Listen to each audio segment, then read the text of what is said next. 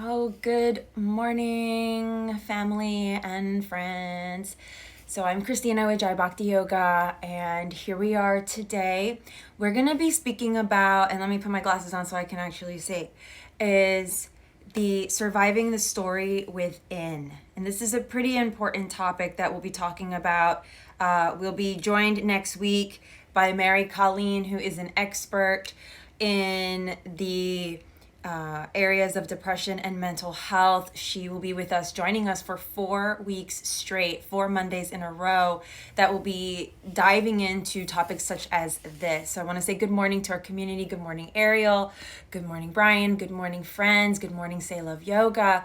Good morning to our family and community that is here to nurture and support one another. And today's episode, we're talking about the past does not predict our future. And we will be discussing this focus on our attention on cultivating awareness. And forgive me if I'm looking down quite a bit today because I wrote out a really specific topic that I want us to really tackle and to appreciate, because it's something that we all go through. And in lieu of Suicide Prevention Month, Suicide Awareness Month, as well as mental health, which is not just a monthly thing, it's an ongoing thing. It's an ongoing circumstance that we want to address and not forget about just because it was the topic of the month. So it's really something to keep in mind. And as we come into focusing our attention on cultivating this awareness on mental and emotional well-being through the study of how this is going to get a little bit more scientific. So for those of you in my teacher training, this is something you might want to pay attention to, because this is where our neurons that fire together wire together. And if you're not familiar with Dr. Joe Dispenza, I'm going to highly encourage you to check him out, to watch his YouTube videos, because his teachings transformed my entire life during a season of a really dark time. And it was a huge shift. But something that one of my coaches told me was that during these shifts in transitions in our lives, where we're uncomfortable and we're getting out of those comfort zones, is exactly where the growth happens. It's exactly where the growth happens. If you feel that way, feel free to comment below, share any of those experiences as well that have transformed you. Blessed morning, y'all. And so let's move on now. So through the study of how these neurons that are located in our brains, they fire together and wire together, it's also exemplified based on the traditions that we've had in the past. And we have to think about our upbringing, right? We think about these paradigms, right? These paradigms that we've been brought up with, these paradigms that we've been taught, instilled since we were young. Some of us have come up in very Hispanic families that have, if you're Hispanic and you know what I'm talking about, give a thumbs up. Italian, same thing. You come up with extremely very old-fashioned way of being brought up, okay? And then we have paradigms from our belief systems. We have paradigms from what we eat. And so these are things that we need to start awakening and appreciating, that there are other people out there that share different and or similar and or shifted paradigms. And with paradigms comes paradigm blindness. So when we think about this, paradigm is such a powerful word. And so I want you to think about your belief system, your traditions, what it is that you are used to. This also can be cycles and the same patterns that we are investing ourselves in relationships, in friendships, in being in relationships that we know are not healthy for us, but yet for some reason we remain there. And we have to ask ourselves, why is that? Why is that? Okay. And we want to culture this around this community because we've instilled this so deeply into our programming since we were young, since we were little. And we grow up this way. So when we go to another country and we see them doing something different, we're completely shocked. It's like a complete culture shock, right? You have no idea that this is the life that they live, because this is how they were brought up. and it becomes very foreign to us, and we have to adapt and we have to adjust, we have to refine. And so we need to be able to take that into consideration as we ourselves continue to evolve. And so we're going through these stories that we've had built within ourselves that we're trying to now manipulate and mold so that they can become a little bit more comfortable. And in doing so, it's actually causing more harm because we're going against the natural flow of our progression. Dr. Joe Dispenza speaks about how our conditioned past creates a predictable future. Okay? Our conditioned past creates the predictable future. So if we're stuck in the past and the same cycles, and in yoga we call this samskaras, the same cycle. And samskaras can be healthy, they can be really progressive, or the samskaras can really hold you back. You can continue to do the same thing. Like Einstein said, you do the same thing over and over again, expecting the same result, and it creates insanity. All right? You'll never get to where you're going to go if you're not going to make a difference or make a change. And that's where we come back to the same neurons that fire together wire together, right? So if you're continuously doing the same thing and you're getting the same result, you're getting the same response, then there's no progression. But yet at some point, and those neurons are going to continue to get stronger and stronger in their connection. Now, when we take the time to actually switch that connection, right? It's like, okay, I'm going to go down this aisle in the grocery store. I know I'm going to get this every single time I go there. But if you're going down the bread aisle, don't expect to find any pineapples down the bread aisle unless you go to the produce section where you can find the pineapples. So you have to make the shift and go a different way to find something new, okay? So the same way, like that, our brains, our neurons that fire together will rewire. So when you are changing through transcendental meditation, through your yoga practice, to culturing these new mindsets, growth mindsets, I like to call them, those neurons that are in your brain are going to start to rewire and reprogram slowly but surely. Nothing happens overnight, y'all. Nothing happens overnight. We digress, we fall back. It's just like someone that going to the gym every single day, but you know what? I don't feel good today. I don't want to go to the gym today. So they don't go to the gym. And then the next day they don't go to the gym. And the next day they don't go to the gym. And so then all of a sudden they stop going to the gym. And so the physiology that was used to this certain routine now is transcended to a different routine. And now those neurons that are firing together are going to rewire together. And so we need to maintain that consistency when we are committing ourselves to making these subtle and supple changes. The brain is quite powerful, and it is able to actually reprogram itself so that you can create something what is known as ojas. And it comes from food, and it also comes from, it's the final aharas. It's the final byproduct that invites this infusion of vibrance and light into the entire body. And through that same ojas, through that vibrancy, also comes that mindset shift. And also the cerebral fluid in the mind flows through the whole body as soon as you start to make those shifts, just with one simple thought. Today, I am going to have hot tea instead of coffee. Today, I am going to go for a walk outside instead of sleep in. So making those very, very simple shifts, tiny shifts, make a giant difference. And that is the importance of making those simple shifts of compassion within yourself when we start to rewire and reprogram our brains. You know, this holds great value because when we're young, we're exposed to whatever is in that space at the time.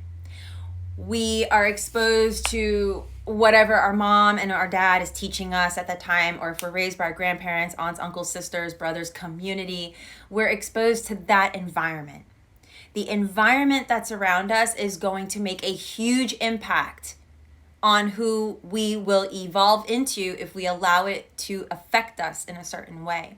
And I say this from the standpoint of trauma. When we are in a relationship that is unhealthy, we become accustomed to that. If we're in an abusive relationship, I speak from my own experience. When we are in an abusive relationship and it's a power and control wheel. And you are just taking it, and you keep taking it, and you keep taking it, and your kindness and your compassion and your love gets misconstrued as becoming a doormat, and that gets taken advantage of. You begin to start thinking in your brain that this is normal, that this is what a relationship is supposed to be like. And then those samskaras continue, and your brain starts to wire, and those neurons start to fire together, and they maintain that same type of connection. So each time you experience that, it becomes more and more natural. So by the time you actually realize and recognize that this is not healthy, that this is not normal, that is when it sometimes is too late and it becomes a part of you. Then every relationship that you're in is going to be the same, and it's going to get worse, and it's going to be the same until it clicks, until it's that one straw that breaks the camel's back. And you recognize that, wait a minute, I need to value my worth. I am not a doormat. I need to value my worth. And that is part of our mental health. It's part of supporting ourselves mentally, physically, and emotionally. Because then we start to recognize, well, my mom stayed with my dad for so long, no matter what. But no matter what was because she was suppressing her inner emotions so that she can be the best wife or the best partner for that person. When we start to recognize that we are living our own dharmas, and that we're not living the karmas of others, and we're not, whatever somebody else is putting on us is not ours. It's not our fault. It's not, projection is not our fault, okay? We have to understand that we ourselves, exactly, a season for new agreements and cosmic shifts, exactly. When we recognize these changes, these transformations within ourselves, that's when we step into our truth. That is when we step into that rewiring, that I'm going towards the pineapples instead of the bread today. You are rewiring and reprogramming your brain to adjust to a new capacity that is going to help you grow. And this is part of that season of growth. This is part of that season of change. And it's not easy. Sometimes stepping away from a relationship that you invested so much of yourself into is not easy. But at the same time, from great ruin comes great strength.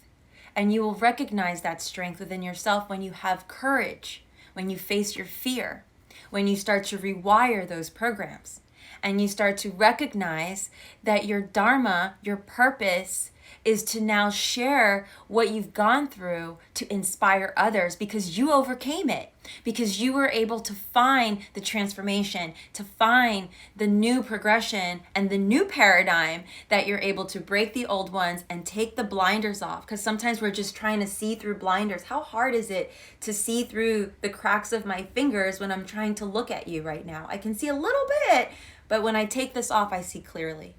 And that's what's most important. It's removing the blinders to see clearly in the ocean of consciousness. At times it feels like we've been here before. You know, I'm a big fan of the band 9 Inch Nails, and their latest album was It Feels Like I've Been Here Before, and it couldn't have been more true. Sometimes we find ourselves in spaces that we've been before. We've been here before. Good morning, Illy. We've been here before, and we've been able to recognize that pattern. And that's when you know your neurons have rewired, because in that space, I feel like I've been here before. You know you've been there before. And in that space, you know now to make the changes that are going to enliven you, empower you, and remove you from the situation that no longer serves you. As a matter of fact, as Illy says, you're elevating in ways you didn't know you had to. All right? You're elevating in ways you didn't know you had to.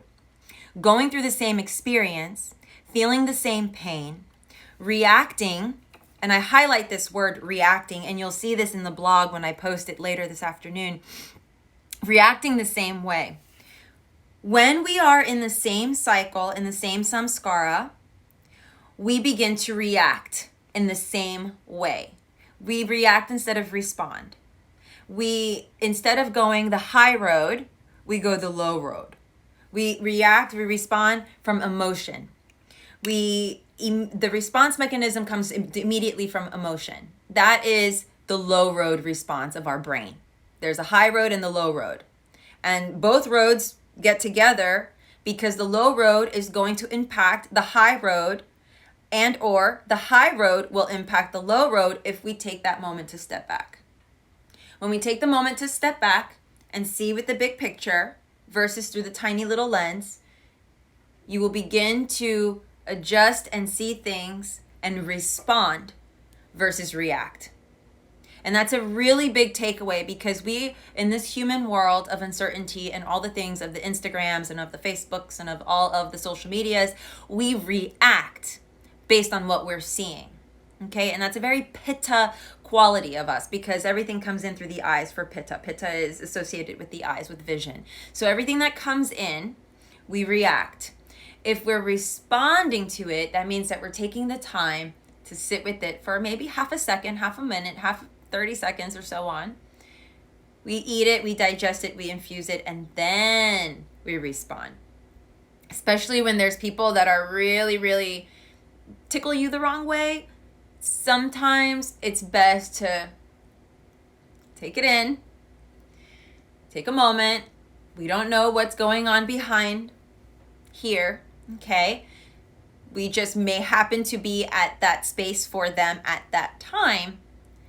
And we need to be accountable for how we respond versus how we react. The best way to do this is when you're in traffic. That's the best way to learn how to do this, is when you're in traffic, especially here in New Orleans. All right. And those of you in LA and Miami probably know the same thing. So this helps us to rewire those neurons and to make an extensive change by just shifting our mindset. And we talked about this last week, so you can go to last week's program and see how we talked about the shifting of the perception. Perception is not always necessarily our reality, all right? And so we talked about the high and the low road response. So in this analogy, the pebble is the source of the circumstance and the ripples are the effect. And this is really important. This is something Colleen is going to be really diving into and illustrating for us as an artist as well. You have a pebble, all right? And so I'm going to use my Post-it note as a pebble, all right? And I take this pebble and I throw it into a lake. Now, the pebble doesn't change. It's the source, it's the seed. This is not going to change. It's just going to get heavy and it's going to sink down to the bottom of the lake. What is going to change is the surface of the lake. The ripples. And those ripples are going to emanate. And they're going to continue to expand until they touch a surface somewhere or dissolve back into the lake. Either way, the surface is what's changed. When Colleen visits us in the coming weeks, she's going to talk about this pebble and the ripples and how those manifests and those changes start to infuse everything else that we are impacted by. The seed never changes. The pebble never changes. It will just sink to the bottom of the ocean. It is the seed of the source. But the ripples are what changes, okay? Because they start very strong, and then they start to come out, ultimately infuse into everything else. So it's really important to understand this diagram, because what we put our attention on, what we put our focus on, is what is going to manifest and create the ripples, okay? And so I wanted to share that with you, because that's something that you're going to be prepared to really dive into and explore with Colleen when she comes on next week. So what happened in the past, and this is where the main topic of this conversation comes in, the past does not predict our future anymore, all right? What happened in the past is sometimes the anchor of what holds us down from rising to greatness. Furthermore, because the circumstance was so painful, we may think we have a clear perspective of what happened exactly. But, like the pebble at the bottom of the lake, trying to see through the ripples, one can only see clearly the entirety of the pebble, not the ripples. Instead of just letting the pebble be, we revisit it over and over, hoping to find clarity and closure when all the while remaining in the cycle of the wound. It's like pouring salt into a wound. So we don't want to add aggravation. We want to subdue it. And so if you're the pebble and you're synced to the bottom and you're at the seat of your source, but you keep looking up at those ripples and you're trying to see clearly through the ripples, why don't you look straight directly where the pebble dropped in? Because that is the most clear.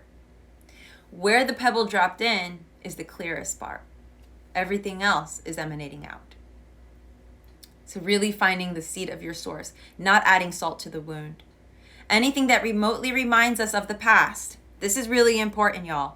Anything that remotely reminds us of the past inadvertently triggers a past condition, and therefore we, here's that word again, react with a predictable response and co-create the predictable future. Have you ever said to yourself, I knew this was going to happen. I knew this was going to happen. You probably have. You've probably been in a situation where you've said to yourself, damn it, I knew this was going to happen. I knew they were going to say that. I knew they were going to do that. I knew I was going to do that. I knew I was going to say that. When that happens, it's because you already have been there before. And this is where you've now come to realize that you have the power to make a huge difference. What we've been through in the past will give you insight as to how not to do it again in the future. If you've been there before and you've seen this happen before and you say that to yourself, I knew this would happen, then that's where we have to take that really, really strong step with ourselves and say, I'm not doing that again. I'm not going there again. I'm not going to deal with that again. I've been there, got the t-shirt, did that ride, and I'm not doing it again. So it's really important to take ownership of knowing that you have the power to not have to say that again. All right? So you ever wonder where the term, you're so predictable came from? I'm going to let you sit with that for a little bit. You're so predictable. Because more than likely, you've been there before. All right? So in order to break the same cycle with the same outcome, we need to understand the story we are telling ourselves and how true it is. How true is the story? How true is the story that you're telling yourself right now? Is it something that you've deeply ingrained that you are having feared to remove? Where can we find the courage to make the transformations that you need in your life right now? I know it's a little bit of tough love, but at the same time, we all need to hear it. We all need to understand that surviving the story within means we have to rewire our programming, our conditioned beliefs, those traditions from the past that are not serving our highest good. We have to acknowledge those shifts so that we're not predictable, so that it's not easy. Oh, it's so easy to irritate you. It's so predictable. Those are the people you don't want in your life if they're going to continue to do that. We need to make those strong choices. And sometimes, like some of the companies I like to follow have made some really strong shifts in their paradigms because they've had to remove what no longer serves the greatest good. And it's important that you do that for yourself internally, and therefore you will attract because you're making space for what is serving you versus what isn't. When you remove the toxins, it's just like when we are practicing self-cleansings during the transition of change. We cleanse the body, we release all of the impurities, we detox, and then we refine ourselves. We put in everything that is within our own innate being. All right? Everything within our innate being is now being refined and purified, working through the Agni, working through the fire of purification, and the body is nourished by what it's taking in. And that is the environment, it's your food, it's all the things. Everything that surrounds us is a part of what our bodies are responding to. Yes, Ariel, it is absolutely being recorded, for sure. Yes. Now, I want to also share with you a few more things before we end today. Traditions from a paradigm that one grows attached to, the word attached, okay? In yoga and the yamas and the niyamas, we practice brahmacharya, which is contentment, and also non-attachment. Non-attachment, very important. In the yamas and the niyamas, it's part of the first of the 8 limbs of yoga, okay? And at times, even from blindness to any other invitation of seeing differently. Traditions are great to an extent, but also carry a heaviness to them.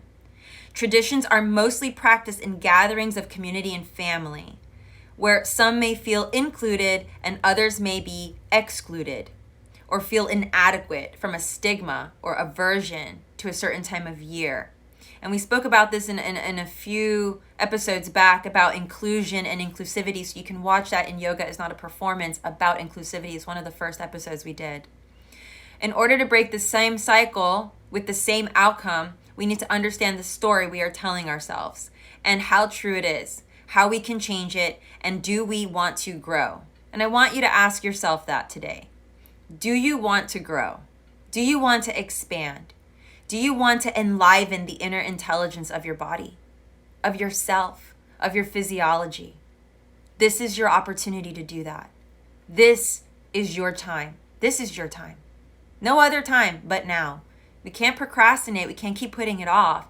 This is something we need to do. See, words have the power.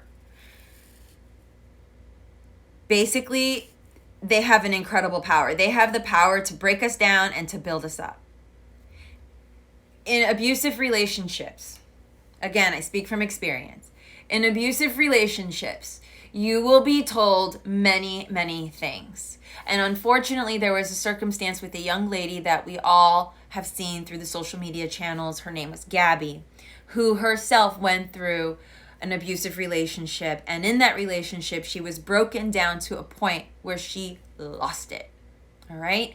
This happens often. This is not because you're not crazy. You're not psycho. You're not all those names that this person is going to call you. All right, including other colorful words that come along with it. You're not the person that is trying to ruin their life, and you should not apologize for who you are. Y'all came together for a reason, and their job is not to make you feel less than. A partner is supposed to be someone that is uplifting you and infusing you with the light and back and forth. It is a light energy exchange. It is not, let me take all of your light and let me put you into darkness. No, we are uplifting ourselves. We are uplifting one another. We are coming together. And if there's a partner or a person or a situation or circumstance or job or whatever that is holding you back, that is pushing you down, that is making you feel less than, it's time to make some serious changes. It's time to step into your power. It's time to step into your value and your truth and to value your worth. You need to know that it's time for you to grow.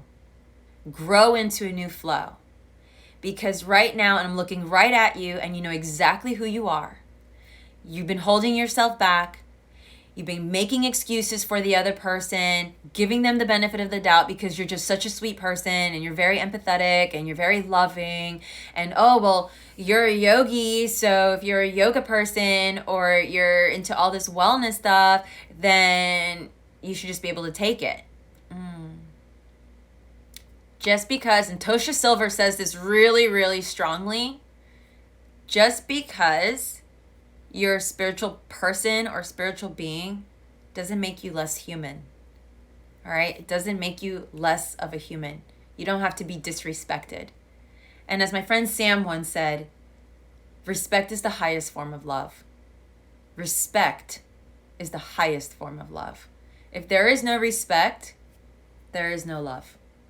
Love has respect, shows compassion, and is kind. It will never deflate someone. It will only inflate you. It will only progress you. It will fill you up with a vibrancy. Love you can find in all things. We infuse it within ourselves, within the things that we love to put ourselves into, pour ourselves into, the plants around us, and nature, and the circadian rhythms. Love is all around us, and yet we're blinded because we're looking through the blinders instead of taking the blinders off. So I want you to journal about a couple things. You know, we're told to do something and most of us do it. We're asked something and most of us respond. But some hurtful words are pretty hurtful. They actually hurt worse than a physical punch. You know, a physical punch, a bruise heals. It goes away. You won't forget it. You won't forget who did it. But you will definitely remember the words that were told to you. And those words run deep like a scar. And you can't just cover up a little scar with a little bit of sesame oil and it goes away. You know, scars run deep. You know, I had the chicken pox when I was a little kid. I got little scars on my face from the chicken pox. They are a reminder to me that I had the chicken pox when I was a kid, right? Or severe acne when I was a young kid. And layered in with that. And those scars, I still see them and I still have them. And it's a reminder of how I overcame them years later. But they're still there. And just like that, words can really dig deep into the soul. And you can remember those words. And those words that person said to you have the power to shift your energy. They shift your physiology. But in order to overcome those words, you have the power to journal about them, to think about them, to sit with them, and to recognize, I don't need those anymore. I don't need those anymore. And even though, like the pebble, they sink down to the ocean floor, ultimately, they will begin to heal. They will begin to be covered up. And they'll ultimately be revealed in a different way where you can now take those words and now offer them up in a loving way and say, thank you for being my teacher. Thank you for teaching me that these words are truly not who I am, but a projection of who you were. And I am overcoming these words because now I'm able to speak my truth, knowing fully as I embody the new version of who I am each and every single day. Your journaling homework before we get introduced to our divine friend is going to be a few of these, which I'm going to need my other eyes to help me see them. All right. Now, when was the last time you had a falling out with someone, and what were the last words exchanged? So write that down in your journal. These are and you'll see these also again on the blog over on Tumblr, Jai Bhakti blog. You will see them there. What was the last time you had a falling out with someone, and what were the last words exchanged? When was the last time you saw that person, and how does this impact you? Okay. When was the last time you saw that person, and how does that impact you? Okay. So traditionally, we will revert back to the same behavioral patterns. This is normal. Okay. Do not kick yourself in the butt every single time you backslide. All right. We all go through it. We've all been there before. Like we said, we've all been there before. So be patient with yourself. This is going to be a progression. This is not an overnight shift. This is a progression. All right. And so we sometimes will revert back. I mean, this is kind of like an addict. And think about this. Very important that I said that. Addiction, attachment. We can be attached to those same behaviors, those predictable behaviors, because they're comfortable. All right. They're comfortable. And when we start to recognize that we're in a comfort zone, it's hard for us to get out of the uncomfortable, which means it's hard for us to grow. We need the discomfort in order to grow. So we need to be able to face ourselves and be able to write and reflect on where it is we need to evolve. Very important. The behaviors from the past that we're used to, in order to rewire the neurons in our brains, we have to transition and transform those very thoughts. Okay? So here I'm going to ask you to look at yourself with a capital S, yourself with a capital S, all right? Why did you have that last falling out with someone? Write that down. Why? Why? Why did you have that last falling out with someone? What was it? What it is it? As George Lopez says, what it is it? All right? What was the last time? Why was the last time you chose to see that person? Why was it? And what was it? And when was it? When was the last time you saw that person? Why was it the last time you saw that person? How does it make you feel right now? How does it make you feel right now? Now ask yourself, why does this impact or not impact you? In a way, of a shape, of a form, it impacts you in some way. Every single person that has come into your life is a divine being, whether good or bad, okay? Because every being is a spiritual being. We are all divine beings. We are all manifests of the unmanifest. We are all the manifest of the pebble that is in the ocean. And from there, we need to understand that there's going to be impacts from way in the past, from grandma, grandpa, all the way to all the beautiful friends and people that have impacted your life, even from the most smallest level. I remember getting a bed from my friend Felina because I didn't have a bed, because one of my partners decided he was going to take everything I ever owned, including my toothbrush and toothpaste. And I had nothing at one point. And the community in New Orleans that I served came together and helped rebuild my life. And for those of you that don't know me very well, New Orleans is my spiritual mother. And the beings that live here are my spiritual sisters and brothers. And all of them have made a huge impact in my life. And it's why I serve the community I serve with so much heart and soul, because the love I have for New Orleans and what they've done for me in some of the hardest and darkest times of my personal life, they have come out of nowhere, have manifested from divine to bring to life things that I never knew could actually be true. And so I speak from experience when I say, yes, it is possible for you to make these shifts in your life and transform, and not only transform, but as Illy says, translate what it is that is embodied in you that you're receiving from these divine spiritual teachers, so that you're able to translate it into the community that you are serving. All right? So are you able to see things in a different light, or has this created a scar somewhere? So there are some topics that we will address as we enter into the month of reflection, growth, support, and triumphs. You're going to learn quite a bit from Maria Colleen. She'll be joining us over the next 4 weeks. And she's going to be diving into these topics.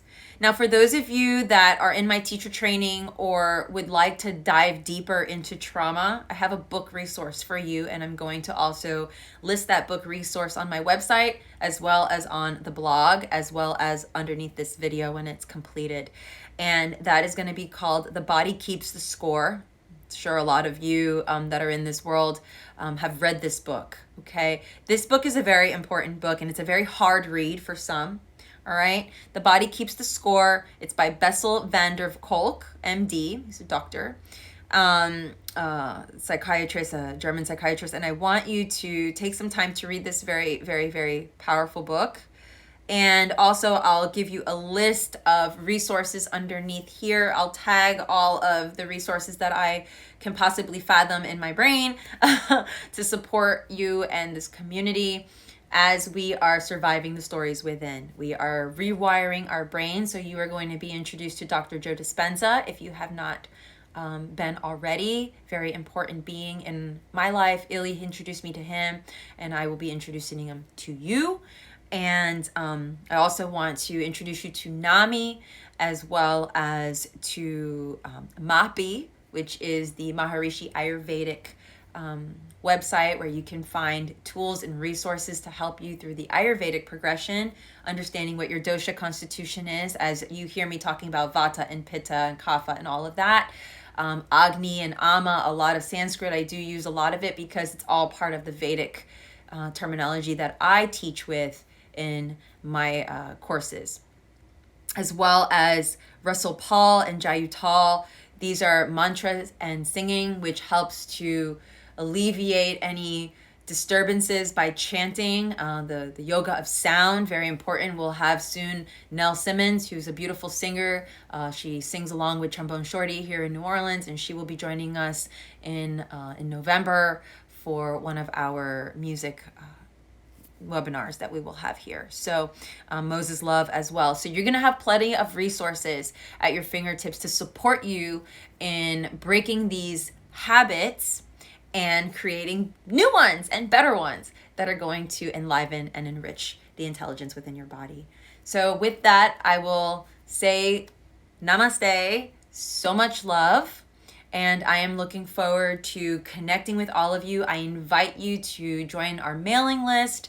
You could just go to the website and join there. So you'll be included in more insights and information and courses that we'll be offering as we dive deeper into the layers of our body and how we refine ourselves during this time of uncertainty and change. Surviving the story within is surviving what has been going on so long and starting to break the old patterns to infuse new ones. I love you so much. I look forward to seeing you soon, to teaching with you, to growing with you, and enlivening the intelligence within. Namaste and much love.